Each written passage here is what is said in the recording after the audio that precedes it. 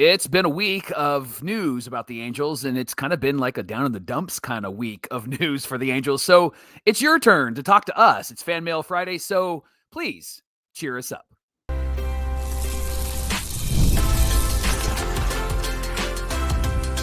You are Locked On Angels, your daily Los Angeles Angels podcast. Part of the Locked On Podcast Network, your team every day. Thanks for making Locked On Angels your first listen of the day. Fan Mail Friday is today, and you asked, do the Halos actually behave like a small market team? You wondered if Perry Minassian will have a certain kind of approach this offseason since it's the last year of his deal. And how do we improve this roster? How do the Super Halo brothers improve it? How would you improve it? We're going to talk about that in our third segment. But before we get there, we want to thank our sponsor, FanDuel. Right now, new customers can bet $5. And if your bet wins, you're going to get $300 in bonus bets to use across the app. Download the FanDuel app today. Happy Halloween, you sickos. What's going on? You've got the First Brothers here, a.k.a. the Super Halo Bros. My name is John, and that's my brother Mike. And my name is Mike, and that's my brother John. There's nothing spooky about joining us for Locked On Angels Monday through Friday as we talk about the Angels, our favorite team. The Angels are certainly scary, Michael, but when it comes to discussing this team, there's a lot to talk about. In fact, our everydayers brought us some great questions for Fan Mail Friday.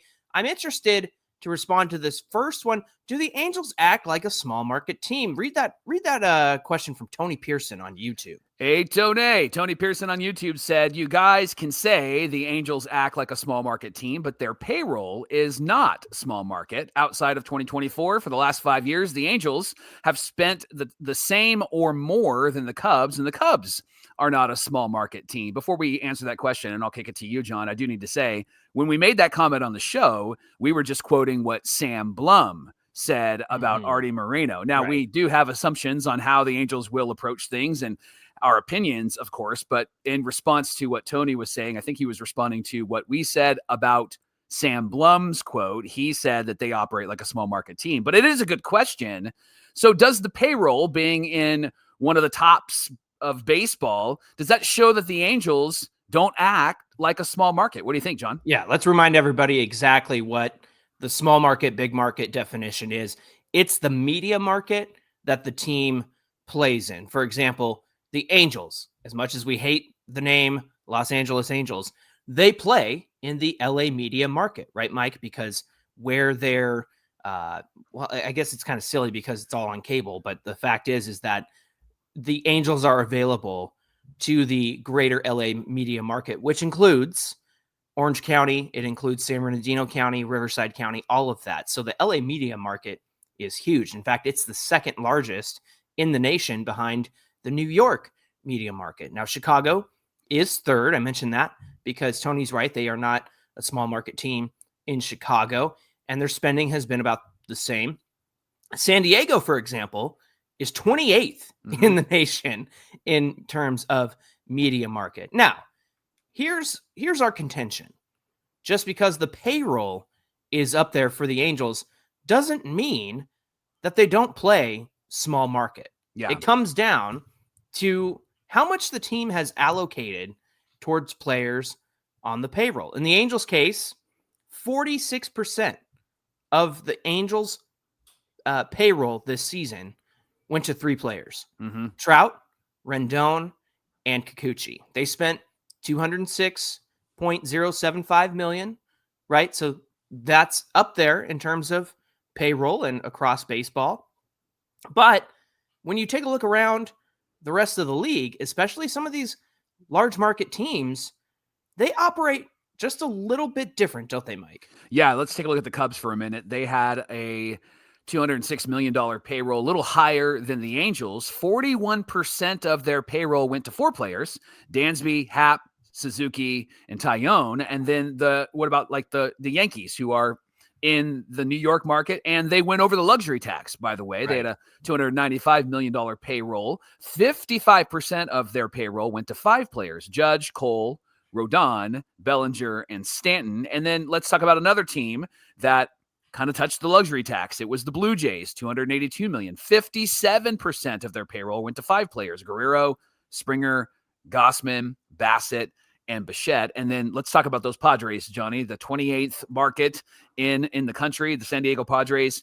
They had a payroll of $211 million. 40% of that went to 4 players: Machado, Bogarts, Tatis, and Darvish. Yeah. So if you notice a trend here, the teams that went over the luxury tax, about 55 to 57% of their payroll went to a total of 5 players. Now, that's a lot of payroll for just 5 players. But then if you want to get down to the nitty gritty, the Angels spent 5% more than the Cubs on just 3 players. Mm-hmm. The distribution of wealth, not to get political, it's just the term that I decided to use.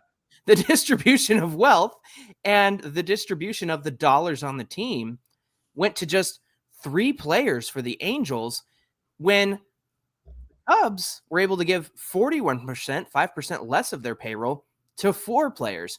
Mike, I think the Padres one really blows me away too. They spent 40% of their payroll on 4 players, and they're technically small market. Yeah. So really what it comes down to, I just don't want anybody to confound the idea that just because a team spends a lot doesn't mean that they are large market, or if they don't spend a lot, they're small market. There are rules that come along with the fact that the Angels are large market, and they are one of those teams that has to pay into the other teams' funds through revenue sharing because they are a large market team. Now, the expectation is because you're large market, you get more eyes on the product, you're able to spend more money, but you're able to make more money. And so just to get into the details of this, I think is one thing, but then it's how they operate. So yes, the Angels have spent money, but you have to look at the distribution of that money. Are they maximizing it? Not as well as some of these other teams like the Padres, right? 40% of their payroll to 1 more player than the Angels. They're small market. But when it comes to the Angels and their spending, it really comes down to 3 players earn 46% of the payroll.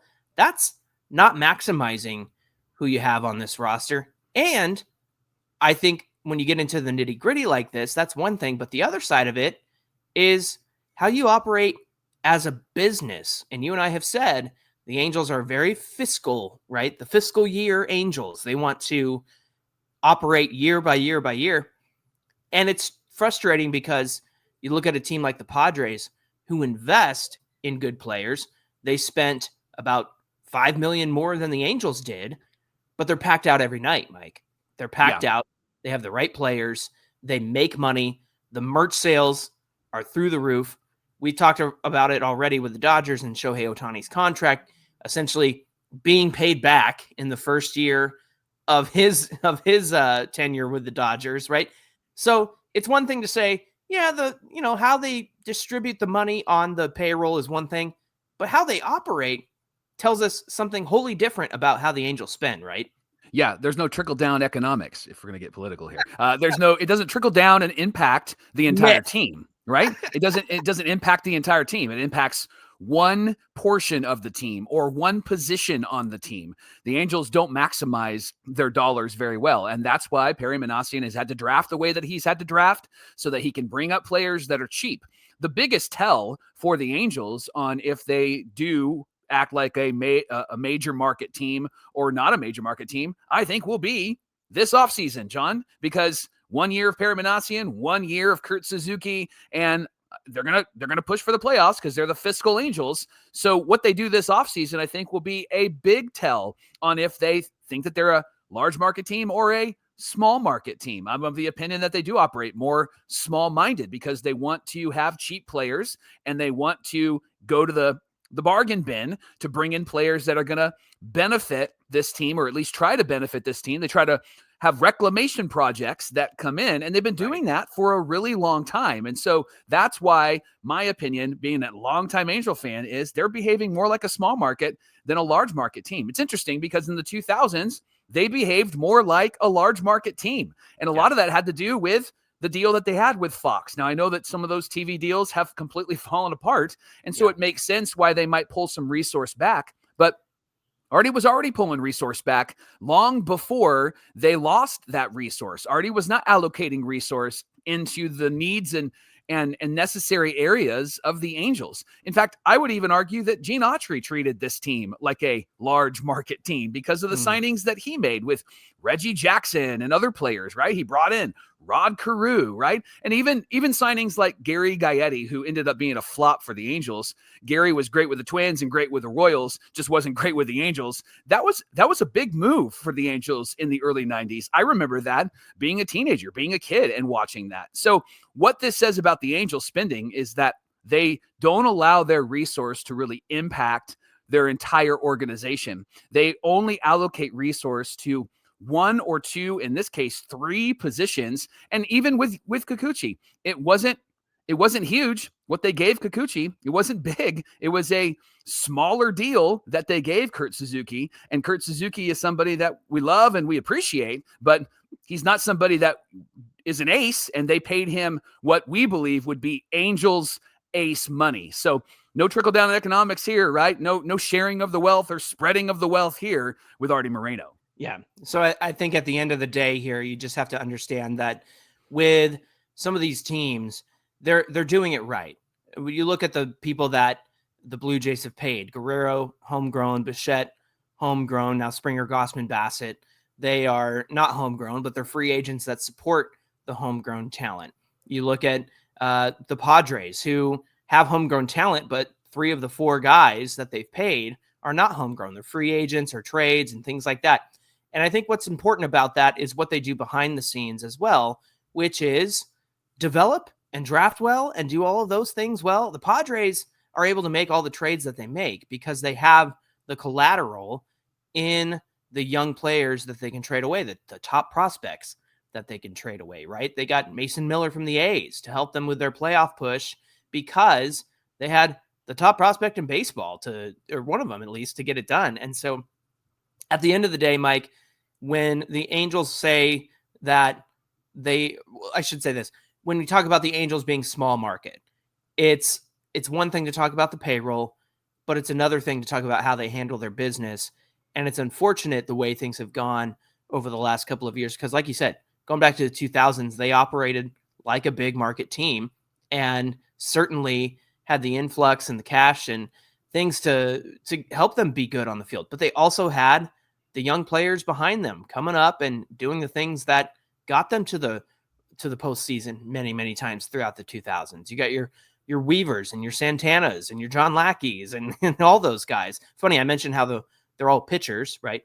But that's the thing is there's so much more than just payroll when it comes to defining how a team operates. Thanks for making Locked On Angels your first listen of the day. Coming up, what kind of offseason is GM Perry Minassian going to have for the Halos? Is he going to try to save his job or has he thrown in the towel? We're going to have that discussion in just a minute. Today's show is brought to you by Prize Picks. It's the daily fantasy app where making the right call can actually pay off. You and I make decisions every single day, but with Prize Picks being right, you can actually cash in. And with football back, Prize Picks is the simplest and fastest way to get in on all of the action. Just pick more or less on 2 to 6 player projections, and you can turn those takes into real prizes all in less than 60 seconds. Download the Prize Pick app today and use our promo code LOCKEDONMLB. You're going to get $50 in lineups after you play your first $5 lineup. That's promo code LOCKEDONMLB for $50 in lineups after you play your first $5 lineup. All right, here's one. How many strikeouts does Yamamoto get tonight? I'm going to say at least 8. All right, there you go. So take the over if it's under 8, everybody, on Prize Picks. It's good to be right.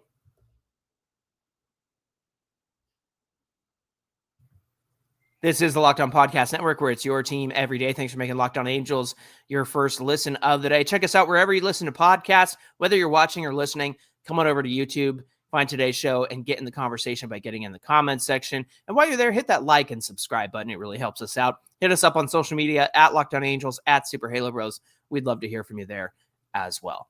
John, Steve G on YouTube asked, what are our thoughts on GMPM's final year? Do you think he'll go all in to go for a new contract extension? And then just continuing that thought, what kind of moves do you forecast with this last contract? He's really curious about our thoughts. Johnny, my initial thoughts on GMPM is that he operates within the sandbox of Artie Moreno. We've talked about that on this show. Yeah. And he's the fiscal GM for the fiscal Angels. And so I think he is somebody who is going to do what he believes in the sandbox he can do to help improve this team. I think he felt like he improved this team last season. I think he felt like he improved this team 2 seasons ago. I think he feels like he's improved this team. He's at least going to pitch it that way, that he improved this team. And they're always going to find a reason why it didn't work. Something didn't work. They lost some games. They finished under 500, out of the playoffs again. There's always going to be an excuse. This year, Perry Minassian, he talked a lot about the things that we noticed, and I think that might have been the tip of the cap to the fans, strikeouts and lack of contact.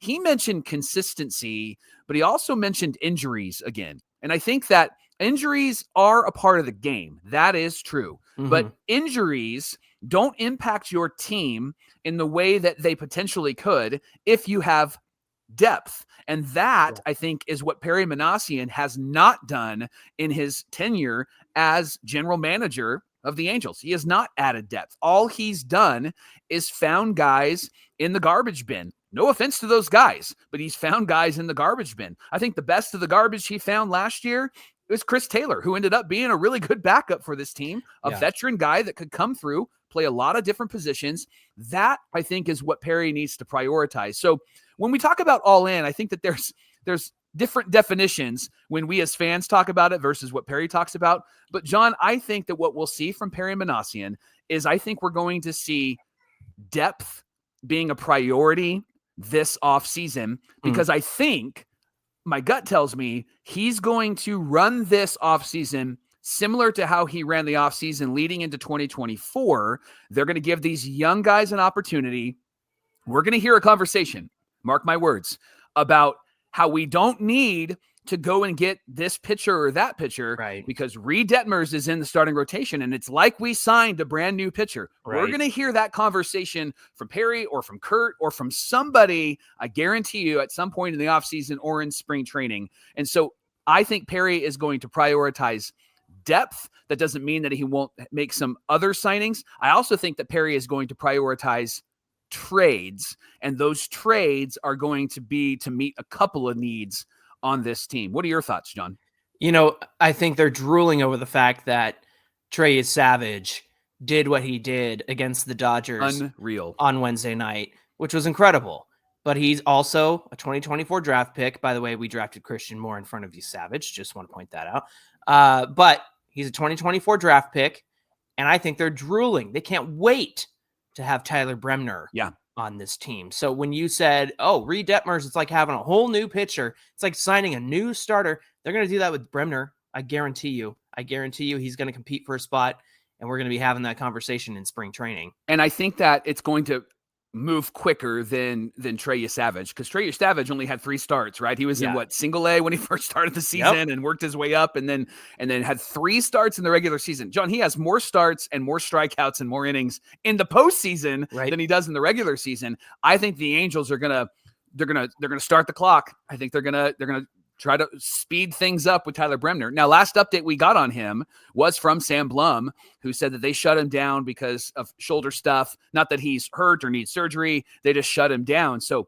he's really not doing anything except just kind of preparing for the spring training. But don't be surprised if this guy is in the starting rotation or sniffing the starting rotation in spring training, or maybe the first couple of months of the regular season. I want to go back to Steve's comment and his question.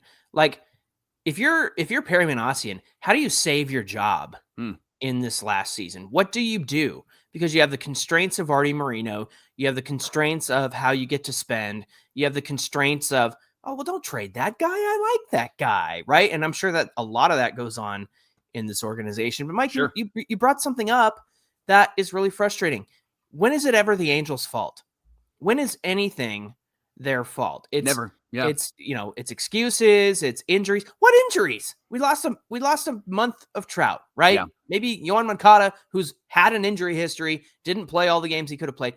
Come on. This is one of the better seasons. Yeah. In terms of injuries. I know we lost Ben Joyce early. I know Robert Stevenson Zach It has to be Neto at the back and beginning of the forth. year. Yep. Yeah, like and Neto's thing was, I got to get the shoulder thing fixed over the off season, and then Robert Stevenson, that's your own dang fault, dude. You signed him, and you knew he was hurt because you worked that clause into his contract where, if he's got an elbow injury, we get an extra year at a really cheap discount, right? That's a great point, by the way, is like you're going to complain about injuries, but then you went out and signed Robert Stevenson. You're going to complain about injuries, and then you went out and signed Yoan Moncada. You're going to complain about injuries, and you're picking up guys that have a history of getting injured, right? And so of course that's going to be a factor. You didn't think it was going to be a factor? That's the thing I think that gets really under my skin, and I think frustrates Angel fans is, these injuries just kind of got in the way.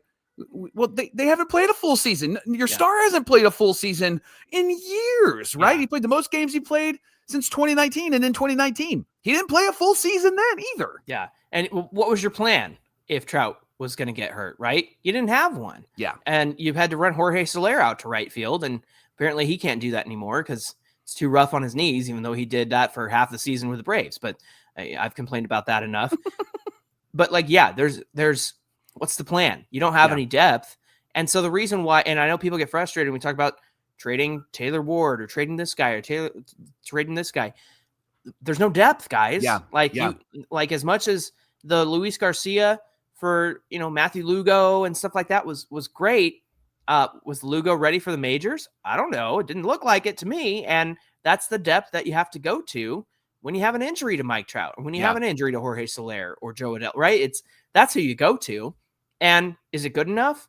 Not quite. I mean, depth is not going to be adequately sufficient to replace a bat like Trout or a bat like Joe Adell. Now, Trout's bat was not fantastic this year, but what I'm trying to say is the production you're going to get out of depth is not going to match what you expected to have with your starters. That's why they're starters, and that's why there's depth, right? Can I say, I don't know how this team improves outside of trades, unless they start signing a bunch of guys, which is very unlikely and would be out of character for the Angels. Yeah. I really don't know how this team gets better outside of trades and coaching and coaching, right? Unless they go with the young guys, and that doesn't mean that they make them better. But are they gonna fill the roster with these young guys? John, I'm gonna say this: don't be surprised if we see Nelson Rada and we see him being pushed in spring training, right? I think everybody's excited about Nelson Rada. His minor league numbers are not super impressive, right? And so they got better year over year, right? They did, but it's one of those things where fans are going to be like, oh, I want Nelson Rada, and then he comes up and you go, that guy, man, they brought him up way too soon. He needs to marinate, and he needs to do this, and he needs to do that. The reality is I don't know how this team actually is competitive based off of what the actual definition of competitive means. I don't know how they're competitive without making some trades to bring in some key players to fill a lot of the roles that we need to fill on the offensive side, but also in the pitching staff. Yeah, I think they're so again, going back to Steve's question, I don't know how Perry Minassian tries to save his job, and I don't know what he'll do to go all in. I don't know if he wants a contract extension. Yeah. To be honest with you, he's certainly not going to quit because that's not going to look good on a GM. And when he finishes this year and it's another poor year, he can say, well, I gave it my best shot, and whoever wants to hire me next, can trust that I did the best that I could. It's that sort of thing, right? And so I am with you. I don't see a lot of big moves happening. I see some depth moves. I see some trades. But I see them filling out this roster with a lot of the young guys, and that's fine. Just tell us that that's what you want to do. Look, the A's filled out their roster with a lot of young guys outside of a few signings that they made over last offseason. Go that route, right? Like rely on go with some of those guys. Go with a Severino type, and then bite the bullet. I mean, if the A's didn't have that huge losing streak that they did, they might have snuck into a wild card spot this season, right? Right. And one of our everydayers said to us, man, this week we kind of had a doom and gloom episode of back-to-back episodes of doom and gloom. You're in trouble when you are struggling with keeping the Super Halo brothers positive. But that's the thing, John. This is all about how they're going to communicate to us. They could actually lower the temperature of frustration if they just said, hey, man, we're here's what we're doing. We're going to go with these guys. We're ready for them to play. We're ready for them to jump up. We're ready for them to perform. We want Nelson Rada, Denzer Guzman. We want these Matthew Lugo. We want these guys on our team. That's why we traded these guys. They could lower the temperature because the problem is they're like competitive. And so fans are like, all right, let's see it. And then they're like, Travis Darno. Yeah. And we're like, wait a second, Exactly. So, and again, it's never their fault. And so that's why they can't lower the temperature, Mike, because if they said that they would lower the temperature, say, hey, here's what we're going with, they'd get blamed for a bad season because, you called up all the young guys too early. And it's just never their fault. And they won't put themselves in a position to be criticized, even though right now it's easier to be more critical of the Angels than ever before. The NBA is back, and there's no better place to get in on all of the action than with FanDuel. It's the official sports betting partner of the National Basketball Association. Even if you missed the start of the game or want to ride the hot hand of your favorite player, FanDuel has live bets on everything from who's going to score next to fourth quarter comebacks. Plus, you can even combine your live bets into a same-game parlay for a shot at a bigger payout. It keeps every game exciting, especially when your team's making a late push. Right now, FanDuel is giving new customers like you $300 in bonus bets when your first $5 bet wins. So head to FanDuel.com to sign up and play your game with FanDuel, the official sports betting partner of the NBA.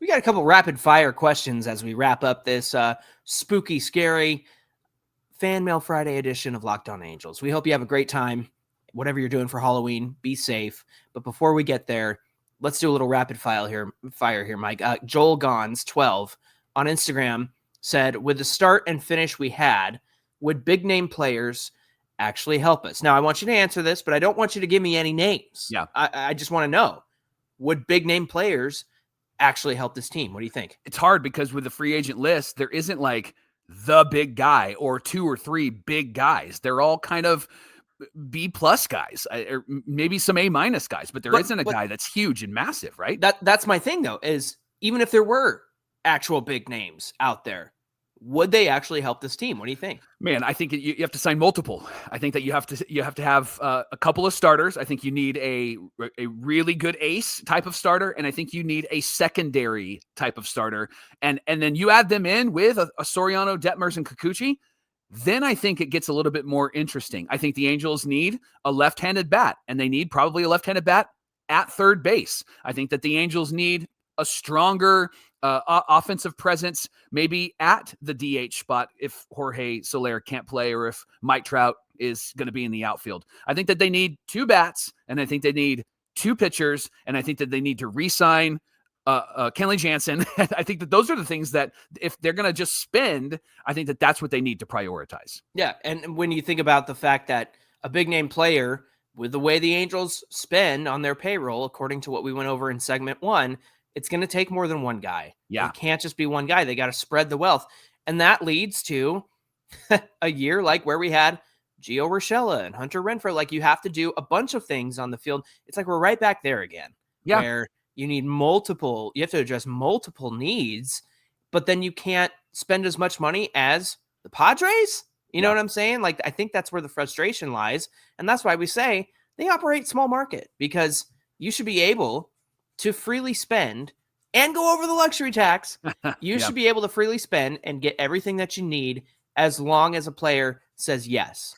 And we know that everybody likes to say, well, who would even want to come to the Angels? Well, they're not doing themselves any favors, but again, it's not the Angels' fault. It's not their fault. However, money always talks, and you're going to be able to get any free agent you want at the right price. It's just that they don't allow themselves to do that. They limit themselves. So going back to Joel's question of, would big name players actually help us? Not one. It's going to take multiple, right? Yeah. And it would take at least two big names and then several C+, B- players, I think, to get this done. John, it's Z to you on Instagram. I love that. How do you feel? And I know how you feel, but I would love for you to share it again. How do you feel about pushing for Bo Bichette? Because they, Z to you, would be for it. Yeah, I'm for it. He's 28 at the start of next season. Third base. Yes, okay. I would put him at third base. When we were with our friends at the game, the Halo boys and Taylor Wardlover and everybody, they said, wait, what about Zach Neto? Because I made a joke about getting Bo Bichette. And I said, well, he's going to play third base, obviously. And for Bo Bichette, I would be all in for him. I really think, though, Mike, when it comes to how this World Series ends, if they win, he stays. If they don't win, there's going to be some questions of, I don't know. And isn't that usually how it goes with these pending free agents when they're in the playoffs like that? For sure. And I think talking about pending free agents, Locked On Everydayer Cope, who's been on the show with us and came to the Logan O'Hoppe Bowl, he texted me the other day and he said, the more that the Dodgers bullpen fails, the more likely Kenley Jansen probably goes back to LA because they're gonna fill that gap. They're gonna fill those holes, aren't they? Yeah, exactly. And they're gonna go back to the well and rely on somebody who had a really great year with the Angels. Finally, Mike, BTC525 said, what A to B level starting pitchers are free agents this offseason, and which ones should they sign? We got a little list here of kind of descends from A to maybe even C+. What do you think? Yeah. We've got Michael King, Framber Valdez, Shane Bieber, Dylan Cease, Ranger Suarez, Herman Marquez, Merrill Kelly, Dustin May, and then Jose Quintana. I don't want Jose Quintana. No, we don't want him back. John, the names that look really intriguing here that I would say are top guys that I would love the Angels to prioritize. We've mentioned Michael King. We've mentioned Dylan Cease. John, I think somebody like Merrill Kelly would be an intriguing choice to have on this team as well. Yeah. Those are the ones that initially stand out to me. Ranger Suarez is, you put him in the ace role and he will rise to the occasion. In my opinion, I don't know what kind of market he's going to have. I think everybody's going to be in on him. He's a lefty. I'm sure the Phillies are going to do everything they can to bring him back. Shane Bieber's interesting, Mike, because he won't have the qualifying offer attached to him. So there won't be draft pick compensation if a team signs him because he was traded at the trade deadline. And so to me, if you can swing a Michael King and a Shane Bieber, give him the moon and go from there. And then if your starting pitching is improved with those two guys, then who cares about depth and who cares about what you have behind the people on the field? You can have the janitor on the bench for all I care. Thanks for making Locked On Angels your first listen of the day. Now for your next listen, check out Locked On MLB Game Night. You can find the show on YouTube or wherever you get your podcasts. Hey, be sure you give us a follow on Twitter at Locked On Angels, at Super Halo Bros on Twitter, Instagram, and TikTok. Come on over to Today's Show on YouTube, get in the comment section because we'd love to hear from you and your responses to those of the questions that we answered. If you're over there on YouTube, let us know how you feel about our responses and if you have any responses back. That'd be great. Mike, when we come back on Monday, it's a new month, it's a new day, it's a new dawn. Oh, now I'm singing Shohei's song. What are we doing on Monday when we come back? Well, depending on what happens after the World Series is over, Angels typically are the first team to make some moves. We'll have an update on that, so make sure that you are following us because we'll have information on if they do anything. We'll get it to you first. But we are planning our general manager episodes, and I think I go first. You go first this year. Yep. Yeah, John, I have a philosophy that I think you're going to love. And I can't wait to share that on Monday on Locked On Angels. All right. Looking forward to that. Are the Angels the team that's like the dork in the comments who goes first on videos? Is that the Angels in the offseason? First? That's them. Hopefully they are if they make good moves. But if they don't make good moves, then don't be first. Yeah, exactly. All right, friends. We hope you have a great weekend. Stay safe out there for your holiday. Until then, my name is John, and that's my brother Mike. And my name is Mike, and that's my brother John. All right, for the sickos who love this team and to our everydayers who like to watch and listen, we'll see you back here on Monday. Be the everydayer that said, hey, you can turn off following the Angels. How? How do you turn that off? I can't turn it off. I can't